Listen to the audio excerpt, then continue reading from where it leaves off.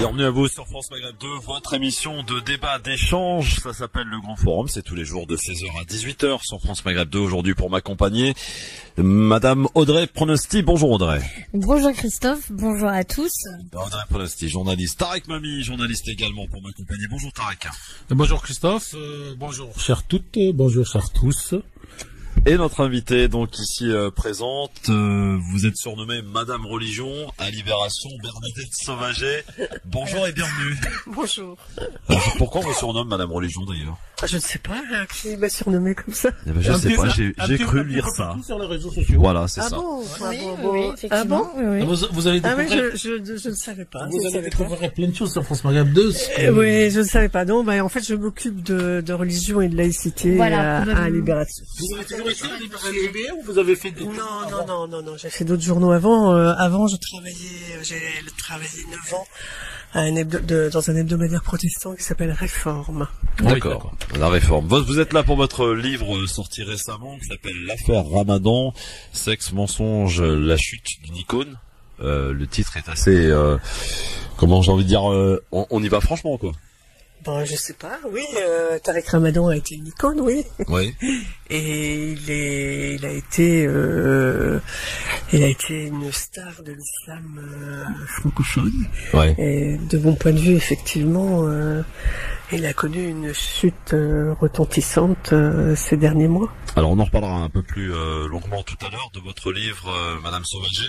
L'actualité nous a quelque peu rattrapé. Hier, s'est produit, alors ici on aime appeler les choses par leur nom, un attentat terroriste à la mosquée de Bayonne, où un individu âgé de 84 ans a tiré sur deux individus qui sont âgés de 78 et 74 ans, qui sont tous les deux blessés, dont l'un d'ailleurs assez gravement.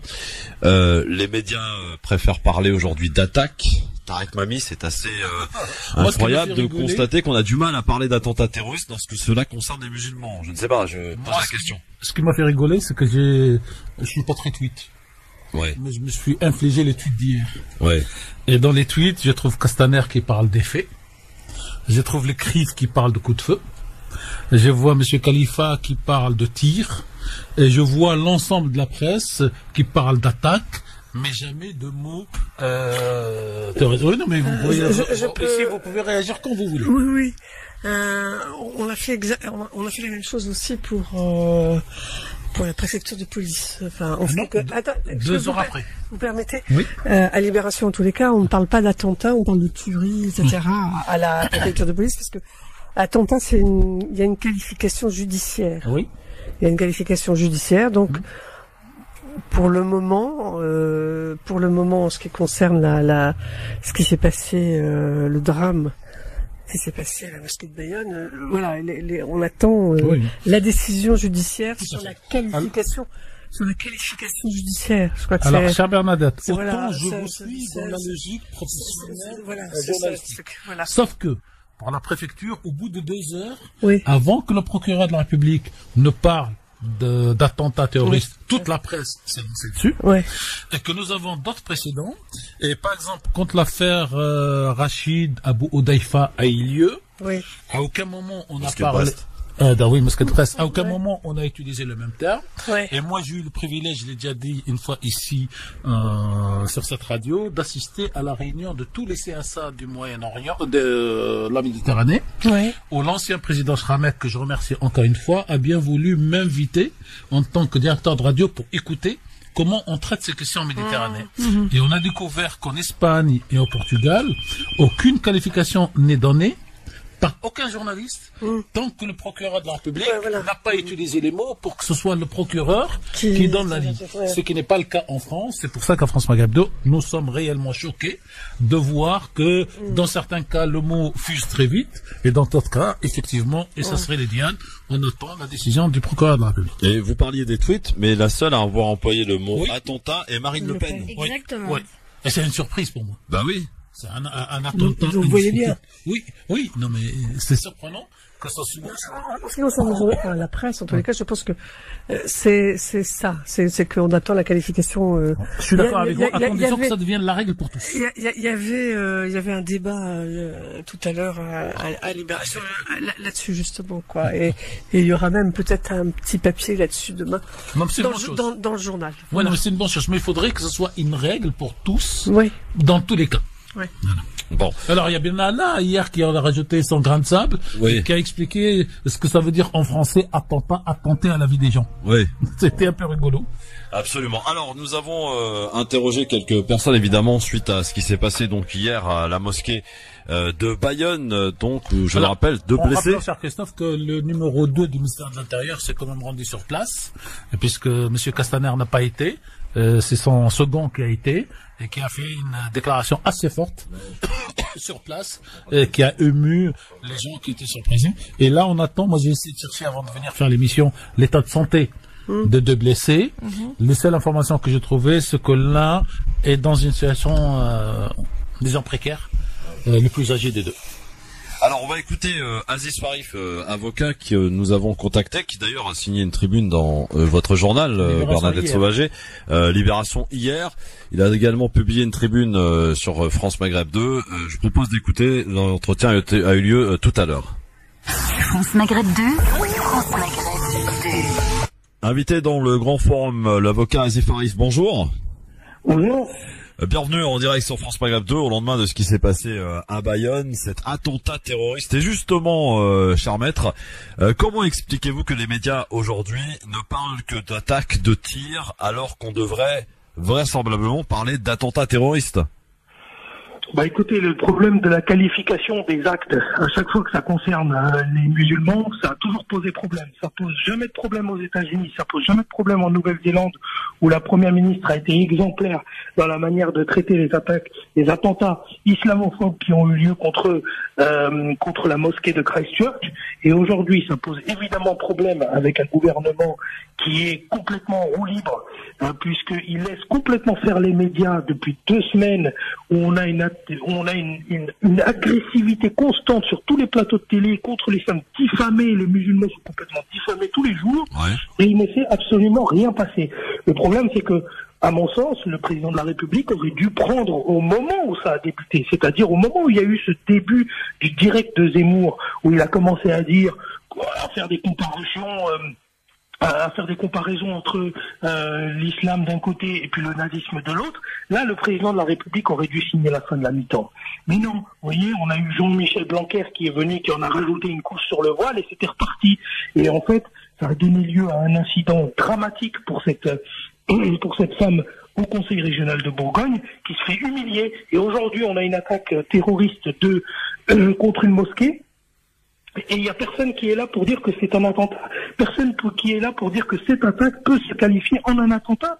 Alors que pour la préfecture de police, on a tout de suite crié à l'attentat, alors qu'il y avait à peine 5 minutes séparées la commission de l'arrivée de l'événement et puis les premiers éléments de la presse qui commencent à fuiter. Enfin, je veux dire, au bout d'un moment, il faut se rendre compte qu'il y a un déni de réalité dans notre pays. Alors, Charbet, vous avez signé une tribune hier dans Libération, pourquoi la haine est en train de prendre le dessus. Vous avez également signé une tribune sur notre site www.francemaghreb2.fr. Cher maître, pourquoi là aussi on ne rappelle pas un précédent? On se rappelle que l'imam de la mosquée de Brest avait été lui aussi touché par un tir, l'imam Rachid Aboudaïfa, et là pour le coup on ne fait aucun rappel dans ce sens. Moi je pense que à partir du moment où on qualifie tout islamisme comme étant le salafisme, vous voyez, on aura toujours un problème. On aura toujours un problème avec Abu Daïfa, on aura toujours un problème avec tous ceux qui sont des musulmans salafistes. Alors que il faut être très clair, encore une fois, mais c'est hallucinant qu'aujourd'hui on ait besoin de répéter, c'est que les salafistes sont des gens qui sont des quiétistes, qui ne font rien à l'ordre public, qui ne se mêlent même pas de la vie politique. C'est vrai. Donc, à partir de ce moment-là, il faut savoir tirer les conclusions de ce qui se passe dans notre espace médiatique. Ouais. Ce qui se passe dans notre espace médiatique, je vous le disais juste un peu avant, c'est qu'il y a un déni de réalité. On ne veut pas parler de la minimum Abou Daïfa parce que vous voyez, ça remue pas nos fantasmes, le fait qu'un salafiste se fasse tirer dessus. Vous comprenez ça? Ouais, très bien. Ça ne fait pas appel à des sentiments de peur et de crainte autour de nous. Alors que c'est dramatique ce qui est en train de se passer en France. Il faut impérativement que le gouvernement en premier lieu ouvre les yeux par rapport à ce qui est en train de se passer et prenne des mesures claires. Et là, c'est pas en convoquant le CFCM et en leur parlant de communautarisme et tout le blabla que l'on entend régulièrement à la veille des attentats, mais qu'on va prendre des mesures concrètes. Il faut prendre des mesures concrètes de protection des lieux de culte et pas de dissolution des lieux de culte. Il faut prendre des mesures concrètes contre les lieux de culte musulmans qui sont régulièrement attaqués. Attendez. Vous savez que cet attentat, il fait suite à une série d'actes que le CCIF a déjà largement documenté, où on jette des têtes de porc, où on fait des croix gammées, où on fait un certain nombre de choses contre les mosquées. Donc, ces choses-là, au ministère de l'Intérieur, ils le savent, ils le connaissent. J'espère qu'ils vont prendre maintenant vraiment à cœur ce qui est en train de se passer en France, oui, et d'arrêter de sombrer dans ce constant déni de réalité, quoi. C'est incroyable. Dernière question, maître. On vous voit très rarement ou quasiment pas du tout sur les plateaux de télé. C'est une volonté de votre part ou c'est parce que les chaînes d'infos ou les chaînes en général ne vous invitent pas? Alors, les chaînes d'information, les grosses chaînes d'information, m'ont invité à un moment donné, mais vous voyez, ils m'invitent que quand il faut parler de réponse aux attentats, quand il y a un attentat contre les forces de l'ordre ou quelque chose comme ça, là on va m'inviter. Mais évidemment, depuis ces quelques semaines, on m'a pas du tout invité. Alors évidemment, il y a certains médias qui m'ont invité, mais CNews, par exemple, ne m'a pas invité, même si j'aurais décliné l'invitation. Le minimum aurait été d'inviter des personnes qui s'expriment sur le sujet depuis un certain nombre d'années maintenant, parce que ça fait quand même quelques années que j'écris sur la laïcité, et que l'on ait une vision claire de ce qu'est le droit, notamment par rapport aux parents accompagnateurs.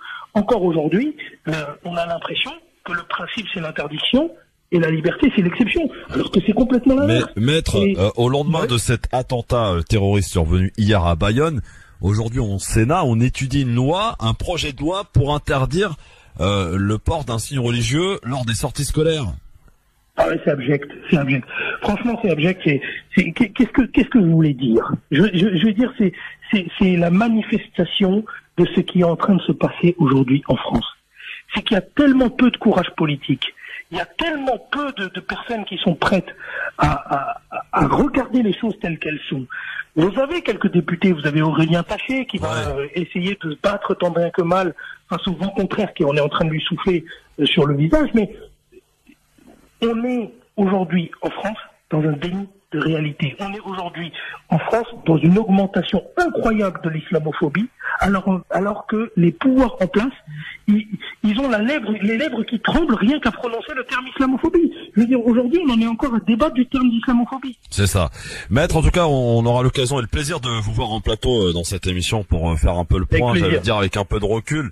Parce qu'il est bon aussi de parler avec du recul, parce que nous sommes des gens passionnés et parfois l'émotion nous font analyser les choses pas forcément d'un bon angle, mais là pour le coup vous avez été, je pense en tous les cas, et au vu de ce que l'on peut penser, écouter à travers les différents médias depuis un certain temps, le plus objectif possible. Merci en tout cas Maître Azif Arif d'avoir répondu à nos questions sur France Maghreb 2 et à très bientôt en direct à la radio. France Maghreb 2, France Maghreb. Bernadette Sauvager, que penser de ce climat en ce moment qui règne en France? Ah, mon Dieu. Comme ça, tout à trac. Vous êtes Madame Religion dans le journal. Tout à trac. Écoutez, je crois qu'effectivement, j'ai eu Tarek Oubrou tout à l'heure au téléphone, qui lui disait effectivement que c'était un acte terroriste. Et que effectivement là on a franchi un point critique. Moi j'ai regardé avant de venir en fait. Alors je sais qu'il y a contestation, mais sur les actes anti-musulmans qui sont répertoriés par le ministère de l'Intérieur. Donc en 2015, suite aux attentats, il y en avait 429.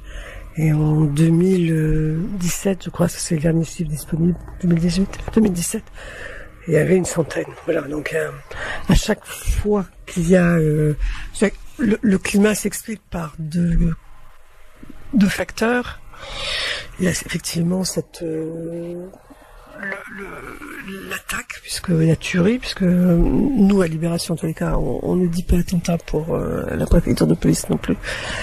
Ça a été requalifié d'ailleurs. Le préfecture. Ouais, et du coup, voilà, et tout ce qui s'est développé autour, et comme le dit dans le papier que j'ai écrit avant de venir ici, Tarek Koubou, dans chaque période électorale, le sujet islam refait surface et refait polémique, quitte d'ailleurs, comme il dit, aussi, je le pense, à affaiblir la démocratie, quoi. On sait bien que c'est un sujet sur lequel se focalisent effectivement les polémiques dans ces circonstances-là, quoi. Donc il y a cet effet, on va dire, conjoncturel de ce climat qui arrive. Donc voilà, il y a à chaque moment de tension, il y a ces focalisations autour de ces questions-là. Je crois qu'il y a une profonde maladresse, si ce n'est de la part du ministre de l'Éducation nationale, de relancer le débat sur les accompagnatrices des sorties scolaires juste après l'attaque et la tuerie de la préfecture de police, quoi. Ouais. Et de toute façon, effectivement, là on est rentré, ça y est, dans une période électorale qui est une période électorale qui est particulièrement, en général, favorable au Front National, hein, qui sont les municipales. Donc malheureusement, d'ici le printemps, voilà, on risque d'être dans des polémiques récurrentes. Et effectivement, je trouve que c'est assez dramatique parce que les sociétés occidentales et l'islam sont confrontés, enfin, moi, ce que je pense, sont confrontés à une circonstance historique exceptionnelle. Pour les sociétés occidentales, il s'agit d'intégrer dans leur paysage religieux une nouvelle religion. Enfin, je veux dire, et c'est un phénomène voilà, qu'elles connaissent depuis, allez, grosso modo, une quarantaine d'années. Ce qui, en termes oui, monsieur Mamie va me dire, mais les musulmans, ils sont présents en France depuis machin, etc. Ah bah, depuis 1905. Oui, en Algérie était 3 départements français. Oui, mais la pression c'est un processus qui met du temps. Voilà, moi je de crois, façon à ce que les Français acceptent.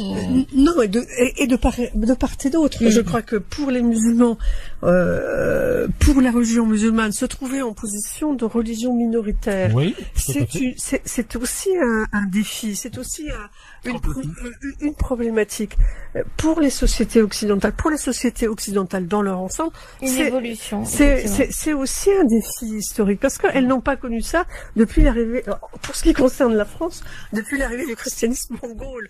Donc voilà. Donc je pense que ce n'est pas simple. Ouais. Et en enlevant toute polémique, toute polémique. Alors, pour être tranchant, oui. À la suite de ça. Oui.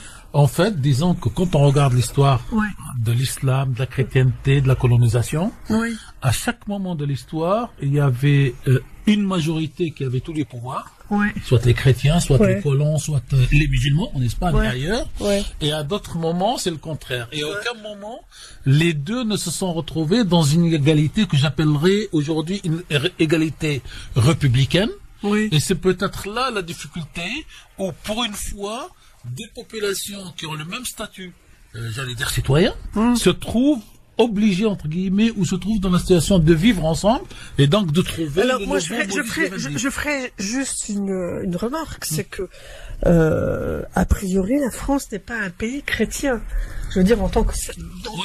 Dans sa définition, je veux dire, les citoyens peuvent l'être, mais le pays ne l'est pas. Sauf quand il s'agit de Pâques, de jours fériés. C'est une république laïque. Oui, voilà. Avec ses limites, de jours fériés et autres. Non, mais juste par rapport à ce problème-là, je crois que c'est vrai que il faut remettre ça dans le long terme. Dans le long terme. Oui, je pense que c'est ce n'est simple pour personne et chacun a besoin de s'acclimater à l'autre et de voilà. Justement, pardonnez-moi, vous parlez c'est très important de dire, de rappeler, de souligner l'importance de ce défi républicain. Absolument. Et bien sûr, de ne pas éluder la question de l'islamophobie parce que elle existe, hein. Parce que voilà, concrètement, moi je veux Bernadette, juste est-ce que vous utilisez ce mot bien islamophobie ou est-ce que ça vous choque aujourd'hui?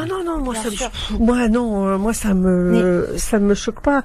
J'entends les deux choses, c'est-à-dire j'entends des gens qui peuvent considérer effectivement qu'il y a une attitude islamophobe, et j'entends aussi des gens qui réclament le droit de critiquer l'islam. Exactement, c'est deux choses. Mais c'est deux choses, on est bien d'accord, c'est deux choses distinctes. Moi je pense que, comment dire, moi j'en ai un peu assez, je crois que tout le monde en a assez en fait, de ces polémiques que moi j'appelle stériles et récurrentes sur est-ce qu'il faut appeler ça de l'islamophobie ou pas. Et moi à la limite je m'en fous quoi. Mais c'est clairement pas des non mais excusez-moi, je m'en fous quoi. Je veux dire, faut s'attaquer à la réalité et aux problèmes. La bataille sémantique, je trouve qu'elle est je veux dire, chacun essaye je crois que la situation elle est grave. Alors justement, sauf que mal nommer les choses. Non mais vous connaissez l'expression. Écoutez, franchement la situation elle est grave.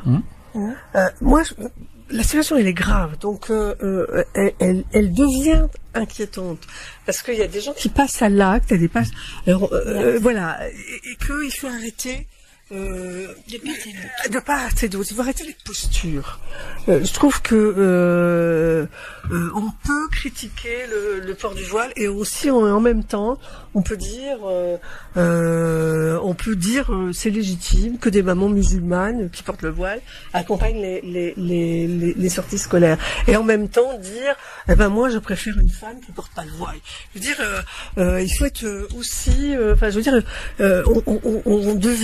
on arrive à des situations où chacun campe sur des positions qui sont stériles et qui commencent à devenir meurtrières. Donc je trouve que est-ce qu'il faut employer le mot ou pas, bon sang quoi. Mais vous l'avez très bien justement souligné tout à l'heure, vu le contexte électoral et que justement c'est un sujet qui traite à caution. Clairement, bien sûr que j'entends bien vos propos quand vous dites on s'en fiche. J'entends. Moi, franchement, mais on ne peut pas. Franchement, je m'en fous. Franchement, je m'en fous. Quoi. Je veux dire, quand il y a des vies en jeu, franchement, exactement. Je veux dire, les mots ont leur importance, Madame Sauvager, pardon. Oui, non, mais moi, je veux bien. Alors, on va recommencer. On va dire, alors, si vous voulez pas employer le mot islamophobie, vous êtes vous-même islamophobe. Non, pas du tout. Basta. C'est un acte raciste, c'est un acte raciste. Voilà. Moi, je regrette une chose. Non, mais est-ce que ce racisme... Oui, parce que je veux bien qu'on peut discuter. Non, mais on peut discuter. Moi, je voudrais juste terminer sur quelque chose, vous permettez, et qui, pour moi, montre bien le climat dans lequel on s'est installé. Ce qui s'est passé au Conseil régional de Bourgogne-Franche-Comté. Quand s'est élu l'Assemblée nationale, interpelle la présidente du Conseil Bourgogne-Franche-Comté. Il dit en gros, cette dame n'a pas à être là, puisque, etc., veuillez la faire sortir, etc. Qu'est-ce qu'elle fait, la présidente? Elle remet cet élu du Rassemblement national à sa place. Et elle dit non, elle va rester parce que il n'y a rien qui interdit à cette femme d'être dans cette enceinte. Qui, à votre avis, représente à ce moment-là la République? C'est la présidente. C'est la présidente. On est d'accord. Qu'est-ce qui se passe dans ce pays? Qu'est-ce qui se passe dans ce pays? Qui représente la République et qu'est-ce qui se passe dans ce pays? Ce qui se passe dans ce pays, c'est qu'on ne retient pas ce qu'a dit la présidente du Conseil régional de Franche-Comté. On ne retient pas la défense qu'elle a prise de cette femme, de cette maman voilée. Ça, on ne le retient pas. Ce qu'on retient, c'est l'agression commise par le type du Rassemblement national. Vous voyez bien. Mais pourquoi, Madame Sauvager, pourquoi? Vous voyez bien. Parce que Monsieur Odoul, a orchestré, Madame Sauvager. Non, mais je vais juste faire remarquer. Oui, non, mais d'accord. Faire remarquer. C'est factuel. Vous y rajoutez. C'est factuel. Oui, vous y rajoutez. Et ministre de l'Éducation. Et donc, je crois aussi qu'on a, allez, comment dire, j'allais dire plaisir, c'est un mot choquant, mais en tous les cas, on se repaît, on se repaît de ça, et se repaître de ça devient meurtrier. Bon. On reviendra sur le ministre de l'Éducation, qui sort de son rôle en disant ce qu'il pense lui, et non pas ce que la loi dit. Oui, c'est ça. Et on va revenir évidemment sur pourquoi vous êtes là, Madame Sauvager. Votre livre, L'affaire Ramadan, sexe, mensonge, la chute d'une icône aux éditions Fayard. Mensonge avec un S, hein. Oui, bien sûr. Oui. Évidemment. Il y en a plusieurs, évidemment. Il y en a l'État. À tout de suite sur France Maghreb 2. Le grand forum avec aujourd'hui Audrey Pronosti, journaliste, avec mamie également journaliste, et notre invité Bernadette Sauvager, journaliste à Libération, auteur du livre L'affaire Ramadan, sexe, mensonge au pluriel, comme faisait remarquer Tarek Mami, la chute d'une icône aux éditions Fayard. Avant de vous questionner sur le livre, juste pour que chacun et chacune comprenne un petit peu la position de France Maghreb 2 depuis le début de cette affaire. Nous avons reçu Madame Sauvager, Tarek Ramadan, le jour d'ailleurs de la sortie de son livre, le 11 septembre dernier. Tarek Mami, ici présent, à votre droite, avait fait un avis tranché lors de l'incarcération, de la mise en détention de Tarek Ramadan. Le titre était « De quoi l'affaire Tarek Ramadan porte le nom ». Je vous propose juste de réécouter pour que chacune et chacun se mette vraiment dans la position de la radio, qui est la ligne depuis le début dans le traitement de cette affaire Tarek Ramadan. De quoi l'affaire Tarek Ramadan est-elle le nom? Effectivement. Un auditeur m'interpelle. Monsieur Mami, que signifie pour vous l'affaire dite Tarek Ramadan? Vous qui êtes juriste, vous qui êtes journaliste, vous qui connaissez l'histoire de l'islam et de la France d'après vos chroniques et vos interventions téléphoniques. À une question directe, réponse directe. Cette réponse risque de fâcher tout le monde, ou pour le moins ne pas satisfaire entièrement les supporters et les détracteurs de M. Tarek Ramadan. Ma chronique ne vient ni soutenir aveuglement M. Tarek Ramadan, ni le flinguer sans aucune retenue. Pour cela, je me tiendrai aux faits. Seulement aux faits, uniquement aux faits, et j'oserai une question à la fin de cette chronique. Une chronique radiophonique que nous appelons ici à France Maghreb 2 avis tranché n'est ni une tribune à publier dans la presse écrite et les journaux dits du matin ou du soir, ni le préambule d'un livre, ni une analyse proposée à la confrontation d'idées ou alimenter une polémique de ce qu'on appelait jadis au Moyen Âge une controverse. Notre ami Feu Brahim Hasmaïl avait l'habitude de titiller nos oreilles tous les jours avec son billet quotidien qui avait pour titre « Dormez bien, braves gens ». La terre tourne, mais elle tourne sans vous. Brahim Hasmaïl et son billet quotidien nous manque, et son billet sur DSK dans l'affaire du viol de Nafissatou Diallo restera dans nos mémoires. La chronique est pour nous une fulgurance du moment qui, comme un sondage, donne une photographie instantanée de notre état d'esprit et qui appartient, cette chronique, à la catégorie casuistique de la vérité d'hier n'est pas celle d'aujourd'hui n'est pas celle de demain. Monsieur Tarek Ramadan est un homme avec d'immenses qualités intellectuelles et pédagogiques qui captivent de très nombreux publics intéressés par la religion et la culture et la civilisation arabo-musulmane, mais pas que. Comme tous les hommes, Monsieur Tarek Ramadan a des défauts que connaissent sa famille, ses amis et ses proches. Et d'un coup, avec l'accusation de viol portée contre M. Tarek Ramadan par deux femmes, l'une sous pseudonyme Christelle, faisant monter les faits d'une agression sexuelle supposée à 2009, et l'autre à visage découvert, Mme Henda Ayari, qui fait remonter des faits d'agression sexuelle supposés à 2012. Chacun en rajoute sur les défauts de M. Ramadan. Nous ne dirons pas plus, nous, et nous revenons aux faits. Ce qui m'intéresse, c'est la situation des accusatrices et la situation de l'accusé. S'il va sans dire que l'acteur de toute violence physique, et plus encore toute violence physique sexuelle et agression de viol, doit passer par toute la rigueur de la loi, il faut le dire, le redire, le répéter et le matraquer ici sur France Maghreb 2, tant les clichés frappent les citoyens français de culture musulmane sur leur supposé machisme, domination sans faille de leurs mères, sœurs, femmes et filles à travers celle qui porte le foulard, pour paraphraser M. Mohamed Sifawi. Mais quand je dis acteur, c'est tout acteur et pas exclusivement ou seulement M. Tariq Ramadan. Les accusatrices ont toute notre affection et soutien, jusqu'à ce que la justice leur donne droit au tort. L'accusé, lui, a droit à notre respect, au vu de nos principes moraux et juridiques, tant nous avons appris, et c'est une très bonne chose, que tout accusé est présumé innocent jusqu'à ce que la justice se prononce définitivement sur son cas.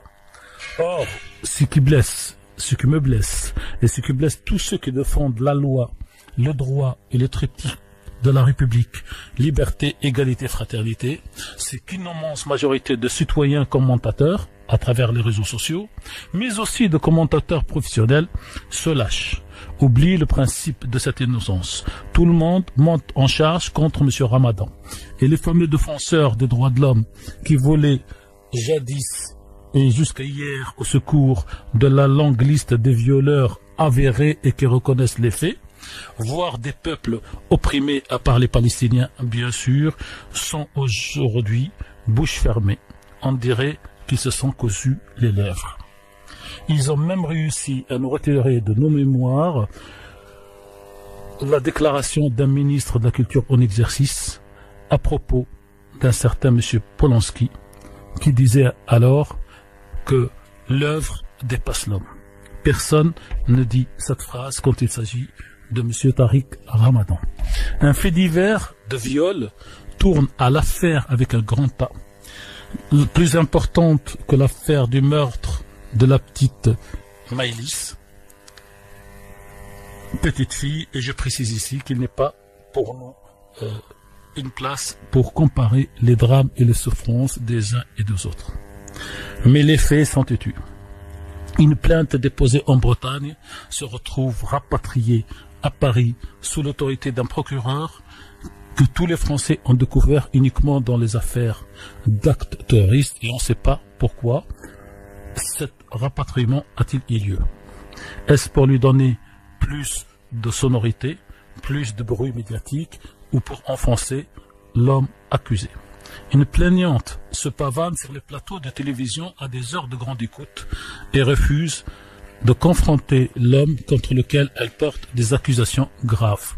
Personne ne se pose la question et personne, apparemment, trouve cela normal. Des adversaires politiques et intellectuels de M. Ramadan deviennent des auxiliaires de justice. Des aiguilleurs de justice. Un homme dont le dossier médical indiquait qu'il est manifestement malade est quand même incarcéré. Un prisonnier en préventive interdit de rencontrer sa famille, et sa famille nous dit qu'il ne dispose pas de ces médicaments et surtout pas de ces antidouleurs. Monsieur Ramadan peut avoir tous les défauts du monde, mais doit avoir les mêmes droits que tous les citoyens. Sauf erreur de mémoire et de résultat qu'a bien voulu me faire parvenir M. Google, j'ai cherché et je n'ai pas trouvé d'antécédent judiciaire d'un homme accusé de viol sur des personnes adultes incarcérées au début de l'enquête. C'est vrai que contre M. Tariq Ramadan, deux arguments de poids sont entre les mains de ceux qui veulent le juger. Premièrement, il n'est pas citoyen français, mais citoyen suisse. Deuxièmement, et c'est une circonstance aggravante pour beaucoup, il est de confession musulmane. Disons pour terminer, disons-le clairement, aujourd'hui pour beaucoup de citoyens français de culture musulmane et bien au-delà de ce cercle restreint de la population française,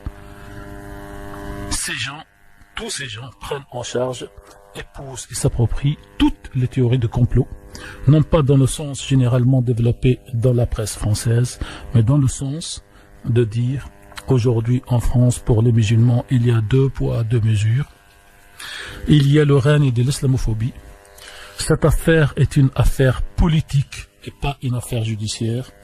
Certains d'entre eux poussent même le bouchon avec l'expression « les juifs ont eu l'affaire Dreyfus, les musulmans ont aujourd'hui l'affaire Tariq Ramadan ».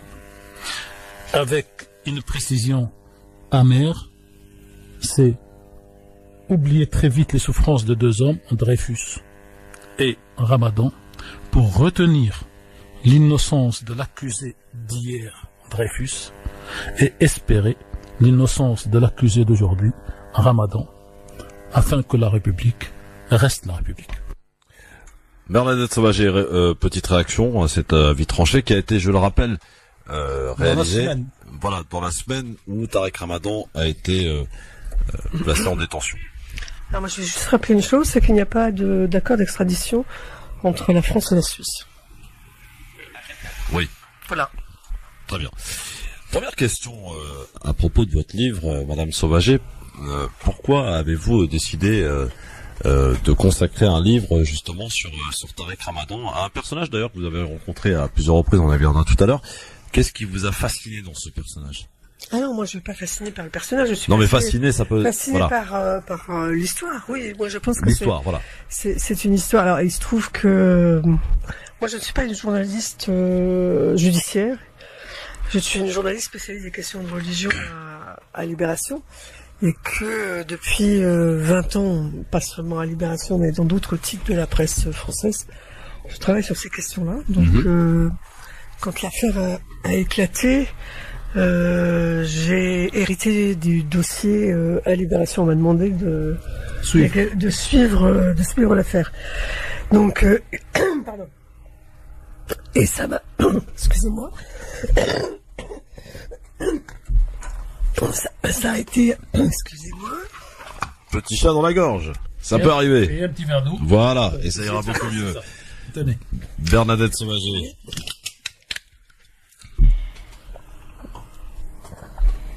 Voilà, ça m'a pris beaucoup de temps, beaucoup d'énergie. Excusez-moi. Ça arrive. Non, je suis asthmatique, donc de temps en temps, ça bloque un peu. Voilà, donc ça m'a pris beaucoup de temps, beaucoup d'énergie, et j'ai trouvé intéressant de le raconter sur le long cours, quoi, de cette histoire. Combien de temps d'ailleurs? Non. Le projet du livre a duré, on va dire, 1 an et demi. Voilà, le projet du livre s'est dessiné en avril, au printemps 2018, et il est sorti donc à la mi-septembre 2019. Donc, tout en, enfin, je suivais ce dossier aussi à Libération. Moi, je trouve que c'est une histoire passionnante parce que au-delà, moi je ne crois pas que c'est une affaire qui a une coloration politique. Je ne crois pas que Tariq Ramadan soit un prisonnier politique. Je crois que la France est un état de droit. Je crois que la France a un code de procédure pénale et que ce code de procédure pénale, quoi qu'on en dise, a été respecté dans l'affaire Ramadan. Je veux dire, Tariq Ramadan a déposé à plusieurs reprises des demandes de remise en liberté. Ouais. Ces demandes de remise en liberté ont été examinées par des juges à plusieurs reprises, des juges différents qui ont pris à plusieurs reprises la même décision, et notamment parce que Tariq Ramadan est de nationalité suisse et que il n'y a pas d'accord d'extradition. C'est bien le problème de l'affaire Polanski, hein. Donc on ne voulait pas rééditer les erreurs de l'affaire Polanski, d'une part. D'autre part, Tariq Ramadan a nié très longtemps un certain nombre de choses, a menti très longtemps sur un certain nombre de choses, et notamment sur le fait qu'il avait bien eu des relations sexuelles avec les femmes qui l'accusaient. Je veux dire, donc il y avait des éléments qui pouvaient expliquer. Il y a aussi dans le dossier des menaces, des preuves de menaces qu'il a et de pression qu'il a exercées sur un certain nombre de ces femmes. Donc, il y avait ces éléments-là. Je veux dire, les juges ont considéré que il y avait des raisons pour lesquelles le placer en détention provisoire. Moi, je veux bien qu'on dise que c'était pour des motifs politiques. Moi, j'attends qu'on me réponde. Voilà, je veux dire, je l'ai dit à la presse suisse, voilà, une émission à la radio suisse romande, disant la Suisse c'est la France. Jusqu'à présent, c'est pas parfait, mais reste et demeure des états de droit. Tariq Mami. Alors, moi j'ai lu le livre que j'ai reçu après-midi, je peux vous dire que j'ai tout lu.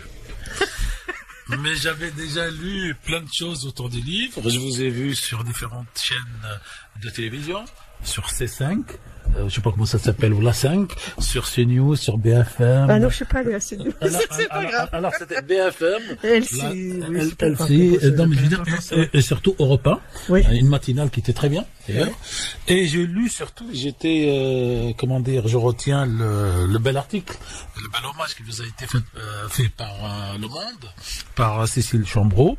Et je retire la phrase clé de cet article qui dit que l'une des forces du livre, et d'entrer, de votre livre bien sûr, Bernadette Sauvager, est d'entrer dans les détails de relations complexes de ces femmes avec Tariq Ramadan, qui les a parfois conduites à maintenir des liens avec donc le théologien, au moins numériques, bien après ce qu'elles décrivent être comme des agressions.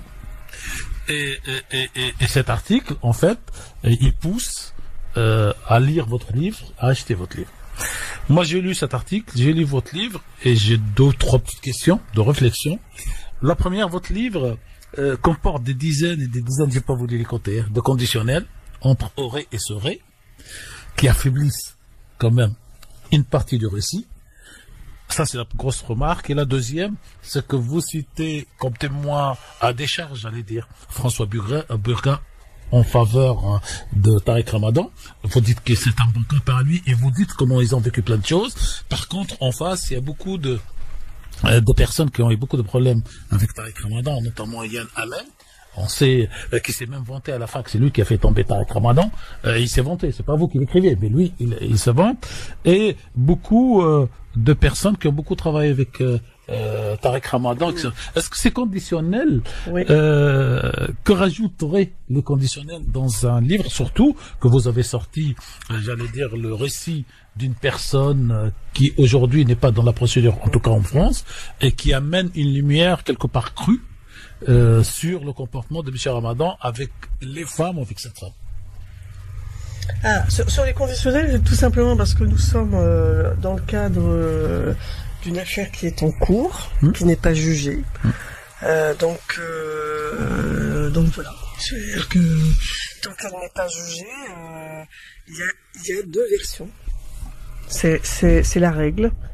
C'est pas le choix, c'était où on écrit quelque chose avant que le procès n'ait eu lieu, ou on n'écrit rien. Et si on écrit quelque chose, on est contraint, soumis à un certain nombre de la présomption d'innocence. C'est-à-dire ces conditionnels sont là pour garantir une présomption d'innocence. Tout simplement, je veux dire, qui existe, bien sûr. Qui existe. Je veux dire, c'est la règle. C'est pas, c'est simplement, voilà. Alors, les règles sont pas tout à fait les mêmes quand il s'agit d'un article et quand il s'agit d'un livre. Quand il s'agit d'un article, on est aussi soumis au contradictoire. Hein, oui, tout à fait. Oui. Voilà, c'est moins strict pour le livre. Voilà, ce livre a été relu et re-relu par les avocats. Bien sûr. Il y a eu 2 suppressions de passages. Quelques rajouts de précision et quelques rajouts de conditionnels, mais c'est voilà, quand on dit le respect de la présomption d'innocence, ces conditionnels font partie de cela. Voilà. D'accord. Alors justement, vous avez donc décidé d'entamer ce travail en amont, avant un potentiel procès, avant une décision de justice. Oui. Concrètement, quelles ont été vos motivations journalistiques, en fait, les motivations qui vous ont poussé à vous exprimer à ce moment précis justement. On sait que vous êtes spécialisé sur la question religieuse. Oui. Au-delà de ça. Oui, parce que je pense que l'histoire se tenait déjà. D'accord. C'est-à-dire, on avait déjà une unité de temps, de lieu, de récit, c'est-à-dire la chute, pour moi effectivement, la chute de Tariq Ramadan, la mise à jour. Il y a le volet judiciaire, il y a les accusations de viol. Je faire remarquer quand même qu'il y a 4 plaintes, oui. Qu'il y a une 5e plainte en Suisse, et qu'il y a un réquisitoire supplétif sur deux des femmes, sur les affaires qui concernent 2 femmes qui ont été interrogées par la brigade criminelle au printemps et à l'été 2019. Donc en tout, on est à 7 femmes qui sont dans ce dossier, plus 2 autres femmes qui témoignent sous X. Donc on est il y a 9 histoires qui sont dans ce dossier. Donc c'est quand même pas rien, avec des modus d'approche, avec des manières de procéder qui se retrouvent de l'une à l'autre. Voilà. Donc c'est pas rien. Mais pour revenir à votre question, donc il y a ce volet de l'affaire judiciaire, mais effectivement, cette affaire judiciaire, elle n'est pas que judiciaire.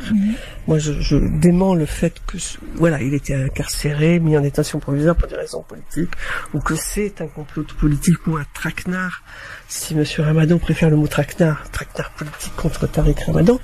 Mais effectivement, je veux dire, le fait que ces plaintes ont dévoilé la partie d'ombre qu'il y avait chez Tariq Ramadan, l'envers du décor de la vie de Tariq Ramadan, c'est-à-dire cette double vie, ces pratiques sexuelles extrêmes, en parfaite contradiction avec ce qu'il a prôné pendant des années devant des auditoires de milliers de jeunes musulmans admiratifs de son discours, de sa personne. Donc le dévoilement de cette double vie fait qu'aujourd'hui, le leadership de Tariq Ramadan s'est écroulé. Donc il y avait, pour moi qui suis ces questions-là depuis 20 ans, matière à raconter comment effectivement cet homme a connu cette ascension, pourquoi il a occupé cette place prépondérante sur la scène musulmane européenne, quasiment, enfin, au moins internationale, surtout occidentale, parce qu'elle était en Europe, un peu en Angleterre, francophone, hein, parce qu'en Angleterre, l'audience de Tariq Ramadan, hormis le rôle qu'il joue, enfin les cours qu'il donne à Oxford, n'est absolument pas comparable en France, mais en tous les cas, sur la scène francophone, c'est quelqu'un qui a joué un rôle prépondérant. Et cette histoire-là, elle est au moins momentanément terminée. Alors justement, vous parlez du fait que on va considérer qu'il y a 9 cas. On vous écoute, je reprends ce que vous venez de dire. Oui. Donc, il est resté près de 10 mois en détention provisoire. 9 affaires, 9 mois. Donc voilà, factuellement, il est resté près de 10 mois. Et donc, il a fait plusieurs demandes de libération conditionnelle. Donc là, maintenant, il est sous contrôle judiciaire, je le rappelle. Vous, journalistiquement, en tant que journaliste, encore une fois, je le rappelle, par rapport à l'enquête que vous avez faite, comment expliquez-vous que la justice lui a accordé cette liberté, finalement? Je sais pas, il faut demander au juge en tous les cas. Par rapport à votre enquête, en fait. Oui, enfin, en tous les cas, c'est-à-dire que le 22, enfin, la date du 22 octobre est extrêmement importante. C'est-à-dire que là, Tariq Ramadan a demandé quelques semaines plus tôt à être entendu à nouveau par les juges, et il va dire effectivement, j'ai eu des relations sexuelles avec ces femmes, avec Enda Ayari et Christelle, ces 2 premières femmes qui m'ont accusé de viol. Je veux dire, voilà, et aussi, je veux dire, j'imagine, mais moi je n'ai pas accès à toutes les pièces du dossier, loin de là. J'imagine aussi que les juges ont considéré que l'enquête avait suffisamment avancé, qu'il n'y avait plus nécessité de mettre de placer Tariq Ramadan en détention. Il y a eu d'abord cet aveu-là, et ensuite, voilà, ils ont sans doute, moi je sais pas, il faudrait poser la question aux avocats ou aux juges, mais j'imagine que ils ont aussi considéré que voilà, les éléments de l'enquête, il y avait les expertises informatiques avaient été faites. Il y avait un certain nombre d'investigations qui ont été faites, donc il n'y avait plus lieu de craindre des pressions sur des témoins, sur les victimes. Alors, puisque un des motifs tout à fait. de la mise en détention provisoire, c'était le risque de fuite à l'étranger. Je veux dire, et le sachant qu'il avait remis son passeport et tous les papiers nécessaires pour justement prouver qu'il n'avait pas l'intention de s'enfuir. Ça c'est juridique. C'est classique. Ouais. Je veux dire, n'importe quel avocat le confirmerait. C'est classique de mettre quelqu'un en détention, quelqu'un qui a une nationalité étrangère et qui en plus d'un pays qui n'a pas d'accord d'extradition avec la France, c'est absolument pas exceptionnel. Bon, il faut qu'on fasse une pause, Tariq Mami, Audrey Pronesti, Bernadette Sauvager. On revient, évidemment, dans un instant, en détail. Reprenons votre phrase dans la chronologie. D'accord. Voilà, la chronologie. Bernadette Sauvager, journaliste à Libération, auteur du livre L'affaire Ramadan, sexe, mensonge, la chute d'une icône, invité sur France Maghreb 2. Aujourd'hui, on est de retour très vite dans cette émission du Grand Forum sur France Maghreb 2. Le Grand Forum avec Audrey Pronesti, Tariq Mami pour m'accompagner. Invité aujourd'hui Bernadette Sauvager, auteur du livre L'affaire Ramadan, sexe et mensonge, la chute d'une icône. Tariq Mami, votre question. Alors je rebondis sur votre réponse par rapport à la question d'Audrey sur la Libération. Moi j'étais surpris parce que comme je vous dis, j'ai lu le livre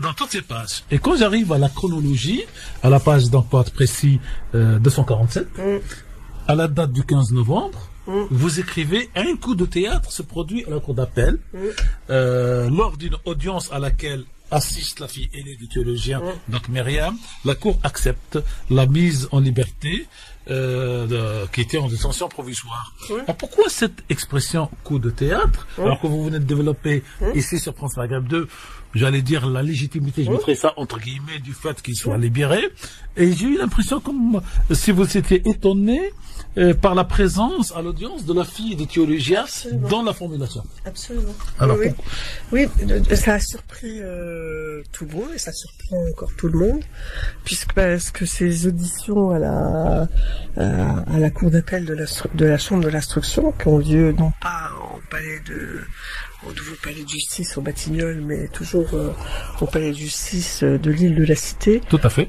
On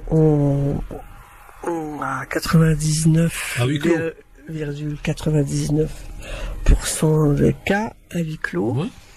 Et en fait, moi j'ai été prévenu un quart d'heure après le début de l'audience, comme quoi l'audience était publique, et non seulement l'audience était publique, mais effectivement et de plus, Tariq Ramadan était là. Oui. Donc effectivement, ça a surpris les avocats eux-mêmes des parties civiles. Et voilà, Myriam, moi je suis allé plusieurs fois on s'est croisés d'ailleurs dans les couloirs. Je suis allé plusieurs fois au palais de justice. Je n'y avais jamais vu Myriam Ramadan. On y avait vu beaucoup Fanny Bouhar-Mottier. Oui. Mais moi, je n'y avais jamais vu la fille aînée de Tariq Ramadan. Et il y avait une dizaine de supporters qui étaient là. Donc voilà. Et pourquoi le mot coup de théâtre pour vous ? Parce qu'effectivement, voilà, ça reste un mystère. Hein. Pourquoi elle était là? Comment ça se fait que ces gens-là savaient éventuellement qu'elle serait publique? Voilà. Donc il y a déjà ce mystère-là, parce que je vous dis, on n'a jamais vu la fille de Tariq Ramadan dans les couloirs du palais de justice. Alors si Christophe permet, oui. En fait moi j'ai une demi-réponse. Oui. Parce que cette date je l'avais prévue. Oui. Au bout de 3 mois, moi qui ai été avocat dans une autre vie, et j'ai calculé que le date de renvoi, donc de demande de libération, plus les appels, à un certain moment, donc ça arrive automatique, ça devient mécanique. D'accord. Voilà. Et donc je l'avais prévu plusieurs mois à l'avance, Christophe s'en rappelle. Et c'est pour ça que j'étais surpris, que beaucoup de gens étaient surpris, y compris les avocats. D'accord. Alors que c'était une marche mécanique de la surprise. Enfin voilà. Moi, effectivement, pour beaucoup de gens, c'était. Beaucoup de gens pensaient qu'il ne serait pas encore libéré à ce moment-là. Bon, là, vous êtes plus malin que tous ces gens-là. C'est ce qu'on dit le code de procédure. Voilà, mais en tous les cas, quel était public reste un point d'interrogation. Alors, plusieurs questions, Madame Sauvager. Tariq Ramadan a décidé de s'exprimer, de sortir médiatiquement. Ça s'est fait d'abord quelques jours avant la sortie de son livre chez nos confrères de BFM TV, puis ici chez nous le 11 septembre dernier, à l'occasion de la sortie de son livre, qu'on a d'ailleurs tenté de faire interdire en matière de parution, prétextant le fait que Tariq Ramadan aurait révélé l'identité de l'une des plaignantes, Christelle. Sauf qu'on a fait nos recherches, c'est BFM TV qui un an plus tôt l'avait donné ce nom. Sauf erreur de notre part, mais en tout cas c'est pas Tariq Ramadan qui a rendu public le nom de cette accusatrice. Alors moi je suis absolument pas d'accord sur le terme. Vous pouvez, mais on a fait nos recherches. Alors moi je suis absolument pas d'accord sur le terme interdire. Je veux dire l'avocate Christelle et Maître Morin a été très clair là-dessus. Il s'agissait pas du tout. Oui, tout à fait. Elle voulait caviarder le livre comme on disait au 19e siècle. Caviarder, ça veut dire retirer le nom. Non, mais je veux dire, voilà, il y a une obligation légale. Je veux dire, les victimes d'agressions sexuelles ont le droit à l'anonymat. Oui. Voilà, je ne suis absolument pas d'accord non plus sur ce que vous dites. D'abord, il n'y a eu aucune volonté d'interdire le livre. C'est-à-dire ça, c'est une interprétation. Vous avez le droit de le dire, mais c'est une interprétation avec laquelle moi je ne suis pas d'accord. L'avocat de Maître Morin, l'avocat de Christelle, a été clair là-dessus. Il ne s'agit pas d'interdire la sortie, de censurer le livre sur le contenu, même si il y a des choses sur lesquelles on pourrait revenir, notamment, moi il me traite de malhonnête. Dans son livre à lui? Oui, dans son livre à lui. Il dit un certain nombre de choses sur un certain nombre de confrères, je trouve qu'ils sont totalement assez hallucinantes. Voilà, des choses je trouve qui sont excessives, etc. Bref, en tous les cas, il s'agissait pas ni de censurer ni d'interdire ce livre. De retirer. Il s'agissait simplement de faire respecter une demande d'une des plaignantes, à savoir qu'elle était nommément désignée et aux yeux de la loi française, elle a le droit de le demander. Oui. Et je voudrais juste aussi faire remarquer que Tariq Ramadan a bien été condamné pour cela. Il a bien été condamné à cette audience où on a autorisé la publication du livre. Il a été en parallèle condamné là-dessus. Oui. Là, c'est première chose. Oui, deuxième chose sur laquelle je ne suis absolument pas d'accord avec vous, les premiers à donner le nom de Christelle, c'est pas BFM, mais c'est pas... C'est une dépêche AFP. C'est une dépêche AFP qui cite... Oui. Qui donne une citation de l'avocat d'Emmanuel Marcini. Tout à fait. Donc je veux dire c'est absolument pas BFM, voilà. Et je vais remonter, donc c'est bien l'avocat de Tariq Ramadan, Maître Emmanuel Marcini, qui est le premier à donner l'identité de Christelle. Donc, voilà. Premièrement, et deuxièmement, je ne sais pas si c'est lui ou si c'est un autre site d'information musulman qui s'appelle Muslim Post, qui donne, je ne sais pas si c'est Maître Marcini ou si c'est ce site d'information. Donc voilà. Moi, dans les dépêches que je trouvais, ça saurait, sous toute réserve, parce que l'histoire le confirmera, je l'ai envoyé à la rédaction, ça serait l'avocate de Madame Christelle, qui, dans une déclaration peut-être fermée, aurait donné le nom et l'AFP aurait pris ça comme première source. C'est une citation de Maître Marcini. Moi, j'ai lu la dépêche de l'AFP, je peux vous l'envoyer. Alors, juste une information qui vient de tomber. Apparemment, l'attaque de la mosquée de Bayonne, l'état psychique de l'assaillant est en question, d'après monsieur le procureur de la République. Très bien. Alors, parenthèse fermée.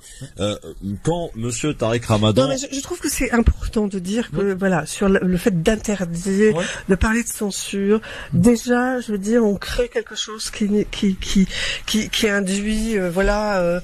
Alors, c'est pas une censure. Mais c'est quoi, alors? Non, la preuve, le bouquin est sorti. Bah oui, la preuve. Mais il a été condamné pour le fait, sur le fait que... j'ai lu le jugement. Sur le fait qu'il a donné le nom de cette plaignante. Alors, je veux dire, c'est dans la loi, c'est dans la loi. Oui. D'ailleurs, je vous ferai remarquer que quand il était ici devant votre micro, il n'a pas donné ce nom. Il ne l'a pas donné. Ouais. Donc il a bien retenu la leçon du tribunal. À chaque fois qu'il a parlé de cette affaire et de cette plaignante, il a employé son pseudonyme, c'est-à-dire Christelle. Christelle, voilà. On est d'accord. Alors, le jugement dit clairement, je l'ai lu, le jugement, moi je l'ai dans mon bureau, il dit clairement que le nom avait déjà auparavant été cité, et c'est la raison juridique qu'il fait que le tribunal n'accède pas à cette demande, non pas de censurer les livres, mais de reporter sa publication en enlevant les 84 fois, ou le nom de 84 fois, où j'ai lu aussi les livres de Monsieur Ramadan, comme j'ai lu le vôtre, et donc les 84 fois où Monsieur Ramadan a cité le vrai nom de ma... Donc il ne s'agit pas de censure ni d'interdiction. Oui. Alors moi j'ai une question par rapport aux déclarations de M. Tariq Ramadan, en particulier chez nos confrères de BFM, où il dit la brigade anticriminelle vraiment aujourd'hui m'a quasiment innocenté, c'est clairement ce qu'il a dit, et il dit à propos des accusatrices, tout s'est écroulé comme un château de cartes. Elles ne savent plus où elles ont été violées, ni quel jour, ni quelle date. Quel est votre regard par rapport effectivement à ces accusatrices? Est-ce que vous avez étudié un petit peu le profil? Alors moi je suis pas juge. Nous non plus, ça vous aura pas échappé. Voilà. Je ne suis pas juge. Alors, c'est vrai que Tariq Ramadan et ses supporters répètent comme un mantra que la brigade criminelle l'a innocenté. Moi, je voudrais juste dire qu'il appartient au juge d'instruction de trancher dans cette affaire, à savoir, au terme de la formation judiciaire, la solution judiciaire, de décider s'il le renvoie ou non devant un tribunal. C'est pas à la brigade criminelle de... Alors, juste pour la troisième affaire, parce que les deux autres, apparemment, vont tomber sur la prescription. Celle de Hinda Ayari de Christelle, datant de 2009 et de 2012, ne pourrait pas, en droit, apparemment, être envoyée devant un cours. Il n'y a que celle de la troisième. Par rapport à quoi? À la prescription au délai de l'accomplissement des faits. Sur ces deux dames. Non, il y a 10 ans pour les accusations de viol. Donc on est encore dans les clous, si je puis dire, de toute façon. Et puis il n'aurait pas mis en examen s'il serait tombé sur le coup de la prescription, de toute façon. Donc de toute façon, je veux dire, la brigade criminelle n'est pas là pour dire si oui ou non Tariq Ramadan est innocent. Je veux dire, elle est là pour mener ses investigations sous la haute houlette des juges d'instruction et des commissions rogatoires des juges d'instruction. Voilà, donc c'est pas la brigade criminelle, ce sera pas la brigade criminelle qui dira Tariq Ramadan est innocent ou pas innocent. Bien entendu. Elle mène les investigations que lui demandent de mener les juges d'instruction. Et c'est au plus de ces investigations que justement Monsieur Ramadan s'est exprimé là-dessus. Alors sur le profil des accusatrices, juste il faut dire que dans le livre de Bernadette Sauvager, la date du fin août 2019, c'est pratiquement la dernière phrase. Elle rapporte les positions, justement, c'est ce que dit Monsieur Ramadan et son avocat, puisque la dernière phrase du livre, si j'ai bien lu, c'est l'avocat de Tariq Ramadan, Maître Marcini, estime pour sa part que toute l'accusation s'écroule définitivement. C'est peut-être une porte pour écrire un second livre, ça. Non, je veux dire ça, parce que j'ai actualisé jusqu'au dernier moment, mais il faut lire ce que disent les personnes un petit peu plus haut. Je veux dire, voilà, moi je sais pas. Je veux dire, dans cette affaire, d'abord les affaires judiciaires de viol. Je vais juste rappeler que il y a très peu de plaintes. On dit que un viol sur 10 donne lieu à des plaintes. Et sur ces plaintes, grosso modo, il y a 10% des plaintes qui aboutissent à des condamnations. Il y a beaucoup de ces plaintes qui sont requalifiées en agression sexuelle. Parce que effectivement ce sont des affaires compliquées. Au bout du bout, c'est souvent parole contre parole. Ouais, évidemment. Voilà. Et après, je vais juste. Oui, pardon. Mais je voudrais juste finir sur le profil. Pardon. Oui, le profil des accusatrices. Voilà. Non, ce que je veux dire, donc voilà. Moi, je crois que l'affaire Ramadan, elle pose deux questions de fond. Qu'est-ce que c'est qu'une relation d'emprise? Voilà. Je crois que ça c'est une question. Voilà, je crois que Tariq Ramadan avait un charisme très particulier que certains appellent voilà, manipulateur, prédateur. Moi, ce qui m'a fasciné, c'est effectivement les relations entre elles. Voilà, comment on devient la proie d'un prédateur. Si prédateur il y a, voilà. Mais en tous les cas, voilà, ces rapports troubles, compliqués, que peuvent exercer des hommes de pouvoir, des hommes avec un charisme très particulier, qui peuvent, voilà, conduire des êtres à commettre et à se soumettre à des choses qu'au fond elles ne veulent pas, elles ne souhaitent pas. Je veux dire, dans le dossier de Tariq Ramadan, voilà, il y a une des femmes pour laquelle il y a ce réquisitoire supplétif du mois de septembre du procureur, l'une des deux femmes interrogées par la brigade criminelle, qui dit, voilà, il faudrait une autre qualification. Elle dit, c'est au-delà du viol physique, c'est un viol moral. Parce que Tariq Ramadan, ça reste Tariq Ramadan. Alors, c'est pour juste dire que dans cette affaire-là, je crois qu'il y a la problématique du consentement, la difficulté de juger des affaires de viol, où au final, souvent on arrive à des histoires de parole contre parole, et je crois qu'au fond, s'il y a procès un jour, l'une des choses qui seront au cœur de ce procès, ce sera la question de l'emprise. La dépêche, attaque de la mosquée de Bayonne, le suspect dit vouloir venger la destruction de la cathédrale de Paris. Très bien, super. Audrey Pronosti. Je ne fais que donner les détails.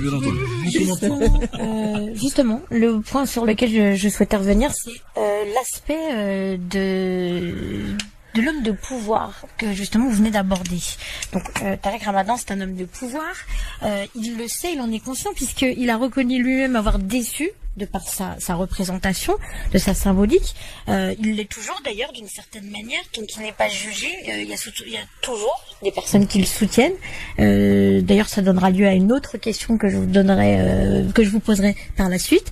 Donc vous mettez en lumière effectivement le profil d'un homme avec un potentiel de séduction extrêmement complexe vis-à-vis des femmes qu'il a côtoyées. Donc aujourd'hui, il est accusé d'agression sexuelle, c'est quand même pas rien, surtout à l'heure actuelle. Vous disiez que la parole se libère, mais petit à petit. Moi, la question que j'aimerais savoir, c'est est-ce que, sachant que tout à l'heure vous disiez que effectivement c'était pas une incarcération politique, je l'entends, vos propos sont... On l'a jamais dit ici sur France Magazine. On pourrait être vu comme... Ça peut être vu comme tel. Voilà, c'est pas la même chose. Selon vous, est-ce que c'est l'homme en tant que tel qui est jugé, en fin de compte, qui est mis sur le banc des accusés, ou bien justement c'est la symbolique, indépendamment du fait que des crimes qui lui sont reprochés, parce que ça a quand même un poids. Écoutez, moi je sais pas, c'est pas le symbole, c'est pas le leader religieux qui est mis en examen, c'est Tariq Ramadan comme être humain. Parce que tout à l'heure vous parliez de l'islam. Oui, mais bien sûr, il incarne ça, mais je veux dire, c'est pas parce que c'est le code de, enfin, je veux dire, le droit est le même pour tout le monde. Je veux dire, il a pas plus à répondre parce que il a à répondre, moi je crois, à ses auditoires, aux gens qui l'ont suivi, qui l'ont cru. Je crois que il y a quand même eu, alors il dit, mais il fallait pas qu'il fasse attention, il fallait qu'il fasse attention au message et pas au messager. Bon, d'accord, je trouve que c'est habile rhétoriquement pour se défendre, mais quand même, je veux dire, il a trompé un certain nombre d'auditoires, et jusque devant Jean-Jacques Bourdin, quand Jean-Jacques Bourdin lui pose la question de la sodomie. Jean-Jacques Bourdin lui demande, voilà, est-ce que vous avez condamné la sodomie dans vos conférences?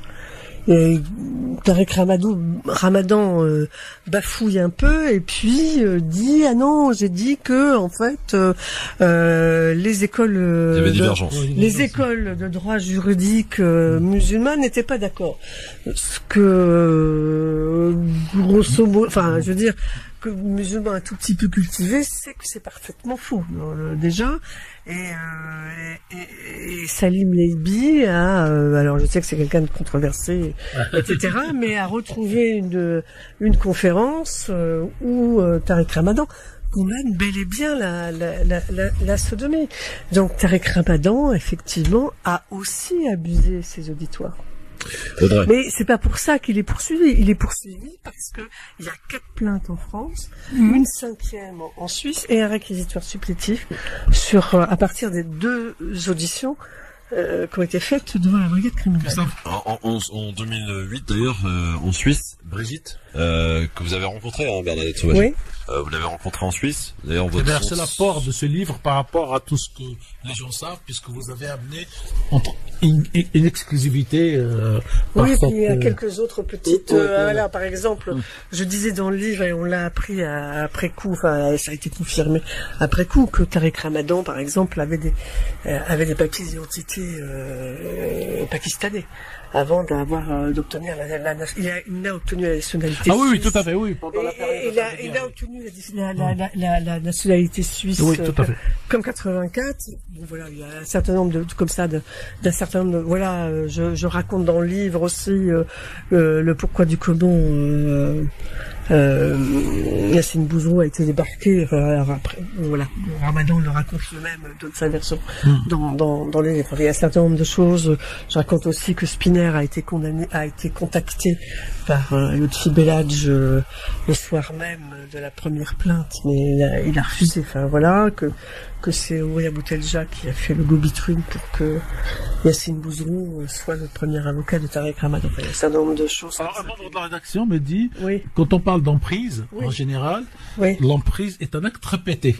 Mais quand le Christian ou d'autres ou lui-même parle d'une fois, est-ce qu'on peut parler d'emprise au bout d'une rencontre?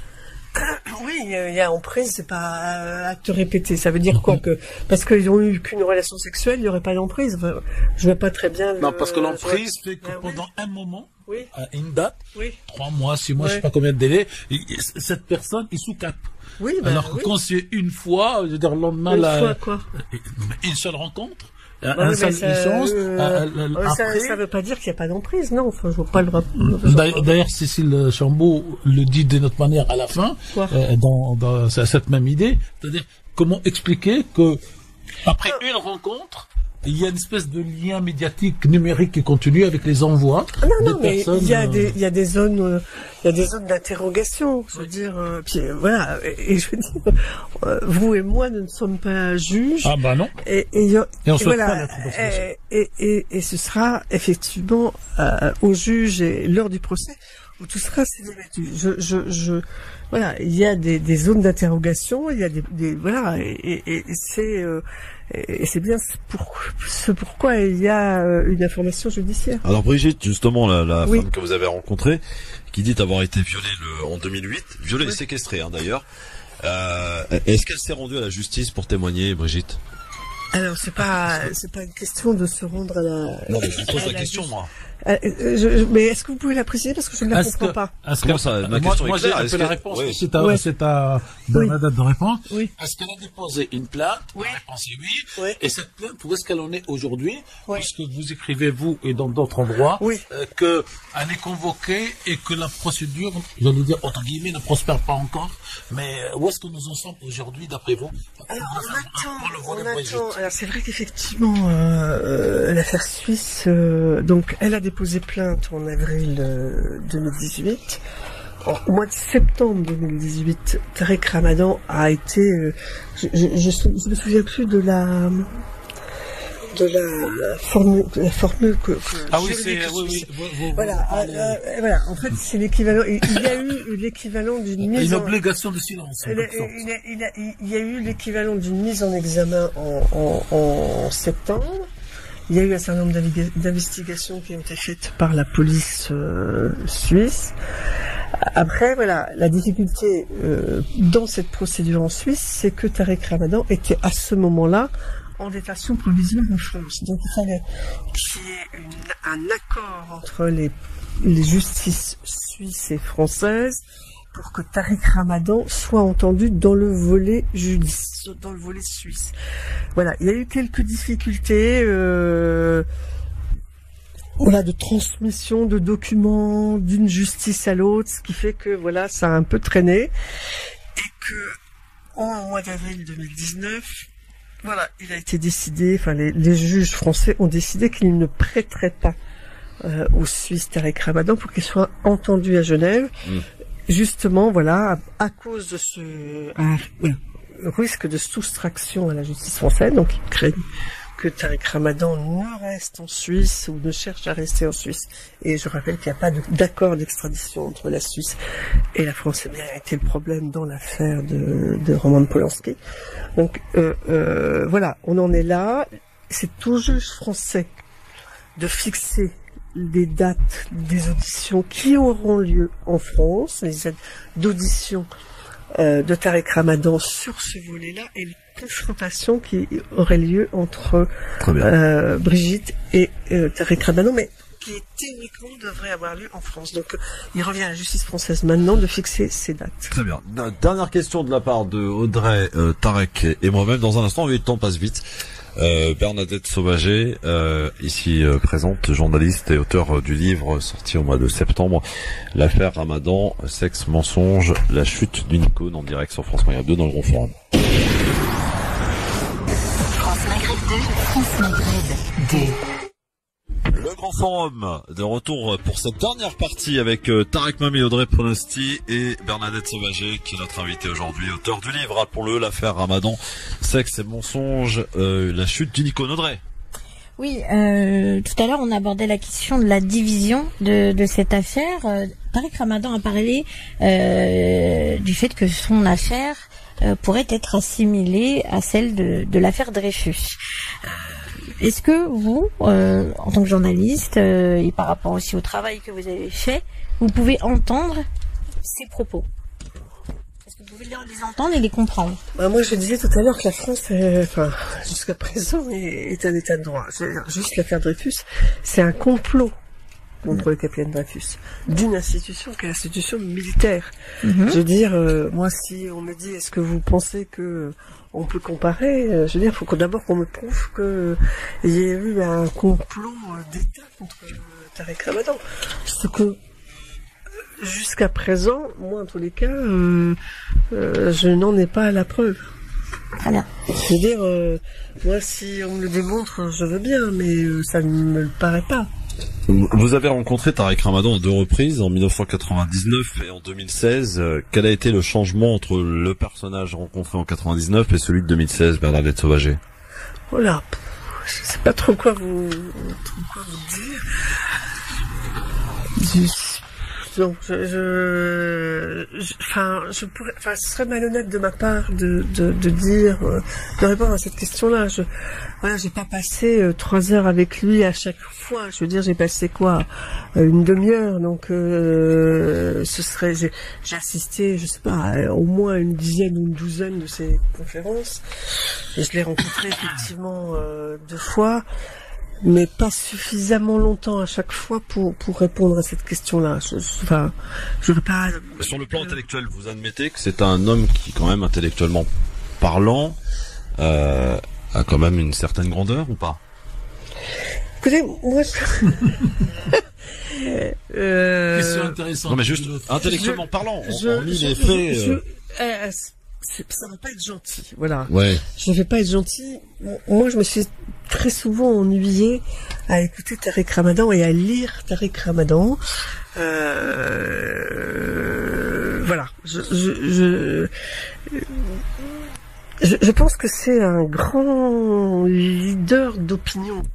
Je pense que c'est un grand débatteur. Il met à terre ses interlocuteurs. Oui. Il a une rhétorique très convaincante. Moi, je pense pas que ce soit un grand penseur. Non, il n'a pas inventé de concept. Il nous avait promis une théologie de la libération musulmane dont on n'a jamais vu le jour. Et voilà, je veux dire,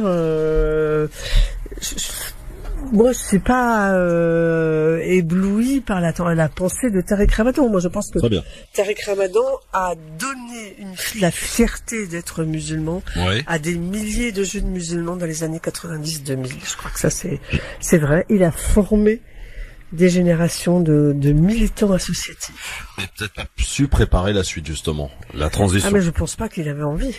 Peut-être, oui, ça c'est peut-être là l'ego de la personne qui fait ça. Mais moi, ma toute dernière question, beaucoup ont pensé, imaginé, que le fait qu'il ait demandé la nationalité française est un lien avec tous ces ennuis judiciaires qui lui sont arrivés derrière. Est-ce qu'il faut vraiment aller jusque-là? Est-ce que je peux compléter la question? Bien sûr, je vous en prie. Alors, quand vous l'avez vu en 99, donc c'est loin, vous l'avez vu en 2016, et on dit donc vous l'avez vu alors qu'il venait de demander la nationalité française. Est-ce que vous lui avez, posé la question clairement? Pourquoi cette demande? Puisque pour beaucoup, c'est cette demande qui aurait été l'élément déclencheur des adversaires, non pas politiques, mais des adversaires en gros de Tariq Ramadan, parce que un mec redoutable, s'il était français, est-ce qu'il aurait une carrière politique? Voilà. Moi, est-ce que vous lui avez posé la question pourquoi cette demande? Oui, alors il m'a dit, mais je suis français depuis tout le temps. En gros, intellectuellement, les Français. Voilà, et comme Val, c'est les Français pour sa femme, quoi. Bon, moi, je pense que c'est une provocation de sa part.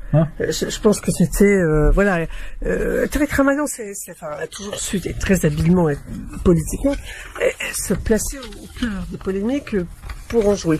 Et donc, on était en plein débat sur la déchéance de nationalité.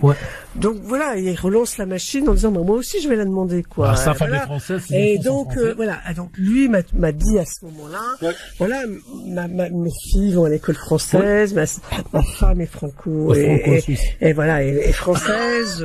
J'ai des bureaux à Paris. Beaucoup de mes activités se font à partir de Paris. Moi, je suis si vous m'interrogez sur ma conviction, c'est pas celle c'est pas la journaliste qui parle parce que je ne peux pas le trancher, mais sur ma conviction, je pense que c'était une forme de jeu chez lui de le faire. Provocation. Une forme de provocation. Moi, je crois pas à la. Je pense qu'il avait envie de revenir dans le jeu en France. Il avait créé cet institut de formation avec Othmani et Macri, mais la carrière politique, ça j'y crois pas. Alors ma dernière question. Dernière question, vraiment 5 secondes. Vous y avez répondu d'ailleurs. 2 petites remarques. Oui. Et je l'ai terminé. Gentil. J'espère. Pour moi, s'il y a 2 passages intéressants de votre livre à lire et à retenir, c'est la page 208, chers auditeurs, chers auditrices, les étranges messages de Henda Ayari, parce que ça explique la complexité de ton dossier, donc faut lire ce paragraphe-là. Et la page 230, c'est Tariq Ramadan sera-t-il jugé? Parce que avec ces 2 choses, on tombe dans la justice et dans la morale, parce que ce dossier, il y a un volet moral qui est plus important que le dossier de justice, peut-être. Il y a un volet de justice sur lequel les gens invitent. Et je dirais, pour vous faire le compliment, parce qu'il faut bien à la fin de l'émission, que votre livre se lit comme un roman policier, bien ficelé. Il satisfait la curiosité de tous ceux qui voulaient savoir tout. Les Français veulent savoir, donc, de Tariq Ramadan. Mais il est un peu fragilisé par le conditionnel. Oui, mais vous avez répondu au conditionnel. Ça reste un récit à lire d'un trait la preuve. J'ai reçu le livre hier vers 14h, 15h. Je l'ai lu avant de préparer mon émission. Je veux dire, je peux pas vous dire autre chose. Je veux dire, le conditionnel, tant qu'il n'y a pas eu de procès de condamnation ou de relax, on y est tenu. Et vous êtes d'accord pour qu'on lise ces 2 paragraphes, la 208 qu'on lise tout le livre. J'avais une question de Audrey Pronosti, très importante par rapport à la préface, Audrey, s'il te plaît. Oui, alors, permets-moi juste de la retrouver parmi mon flot je peux la poser à votre place, de questions. Alors, attends. Non, on va laisser Audrey quand même la poser, c'est sa question. Par rapport à la préface et la citation de Arthur Rimbaud, je crois. Ouais, exactement. Voilà. C'est votre première question. C'était pas ma première question, mais... J'aime bien prendre les gens de cours en même temps. Voilà. ça y est. Oui, donc effectivement, vous avez choisi un passage de La Saison en Enfer, une œuvre d'Arthur Rimbaud. Donc Arthur Rimbaud, c'était un des modèles de Tariq Ramadan, vous l'expliquez dans votre préface. Et il y a un passage qu'effectivement j'ai relevé, c'est devoir de vérité. Non, c'est même pas ça. Voilà, ça y est. Le malheur a été mon Dieu. Je me suis allongé dans la boue, me suis séché à l'air du crime et j'ai joué de bon tour à la folie. Et là, clairement, je voulais savoir pourquoi vous avez choisi cette allégorie. De Rimbaud. Ouais. Alors, Rimbaud, parce que effectivement, il y a ce côté Tariq Ramadan est dans sa saison en enfer. Ouais. Il a connu les sommets et le paradis de la gloire, et effectivement, il connaît sa saison en enfer. Je pense que ce qui a été révélé de la vie cachée de Tariq Ramadan est quand même assez effrayante.